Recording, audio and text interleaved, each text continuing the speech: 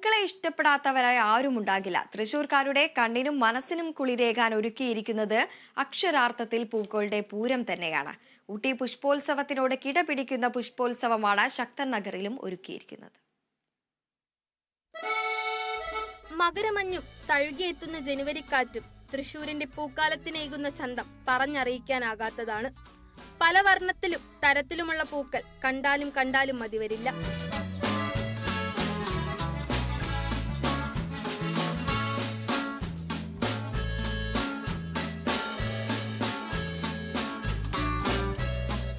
കണ്ണിലൊതുക്കാവുന്നതോ എണ്ണിത്തീർക്കാവുന്നതോ അല്ല തൃശൂർ പുഷ്പമേളയിലെ പൂക്കൾ. വീട്ടുമുറ്റങ്ങളിലെ ചെത്തി മുതൽ റോസ, താമര തുടങ്ങി ഊരും പേരും അറിയാത്ത എത്രയെത്ര പൂക്കൾ. അക്ഷരാർത്ഥത്തിൽ പൂക്കളുടെ പൂരം. ഇതിൽ ഏകദേശം 380 പരം വിവിധ ഇനം പുഷ്പങ്ങളും സസ്യങ്ങളും ഞങ്ങൾ ഒരുക്കിയിട്ടുണ്ട്. പൂനെയിൽ നിന്നും, മൈസൂരിൽ നിന്നും, ബാംഗ്ലൂരിൽ നിന്നും, അസൻ, വയനാട് എന്നീ സ്ഥലങ്ങളിൽ നിന്നാണ് ഇത് ശേഖരിച്ചിട്ട് ഇവിടെ എത്തിച്ചിട്ടുള്ളത്.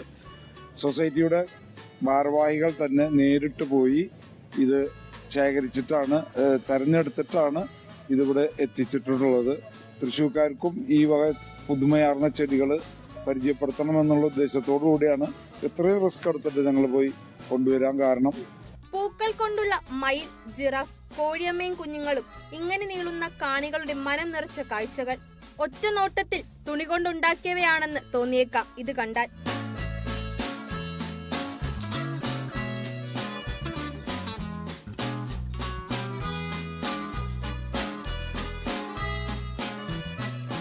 ബ്രൈഡൽ ബൊക്കയുടെ യെല്ലോ എന്ന് പറഞ്ഞ വെറൈറ്റി ഉണ്ട്. അത് കേരളത്തിൽ ആദ്യമായിട്ടാണ് ഈ കൊല്ലം നമ്മൾ റിലീസ് ചെയ്തിട്ടുള്ളത്. അതുപോലെ തന്നെ മാൻഡിവില്ലയുടെ യെല്ലോ കളർ, അത് ഇന്ത്യയിൽ ഫസ്റ്റ് റിലീസ് ചെയ്തത് ഈ ഫ്ലവർ ഷോ കൂടിയാണ്. പിന്നെ അതുപോലെ തന്നെ നമുക്ക് ജനങ്ങൾക്ക് വിജ്ഞാനം പകരാനുള്ളൊരു സംഭവം കൂടി ഇതിൽ ചെയ്യുന്നുണ്ട്. ഇവിടെ സെമിനാറുകൾ നടത്തുന്നുണ്ട്. അതുപോലെ തന്നെ മെഡിസിനൽ പ്ലാന്റ്സുകൾ വെച്ചിട്ടുണ്ട്. സെൻറ്റ് മേരീസ് കോളേജിൽ നിന്ന് കൊണ്ടുവന്നുള്ള മെഡിസിൻ പ്ലാന്റ്, അത് ജനങ്ങൾക്കൊക്കെ നല്ല അറിവ് പകരുന്ന ഒരു സംഭവമാണ്. പിന്നെ ഒരു 3500 വെറൈറ്റി ഐറ്റംസ് ഇവിടെ നമുക്ക് ഇറക്കാൻ സാധിച്ചിട്ടുണ്ട്. 1,00,000 താഴെ ചെടികൾ ഇവിടെ ജനങ്ങൾക്ക് കാണാനുള്ള ഒരു എക്സിബിറ്റ് ചെയ്തിട്ടുണ്ട്. ശക്തൻ ഗ്രൗണ്ടിനെ പൂന്തോട്ടമാക്കിയിരിക്കുകയാണ് പുഷ്പോത്സവം. വിവിധ തരം സ്റ്റോളുകളും സന്ദർശകർക്കായി ഒരുക്കിയിട്ടുണ്ട്. പുഷ്പോത്സവം ഈ മാസം 22-ന് സമാപിക്കും. Kerala vision news, Thrissur.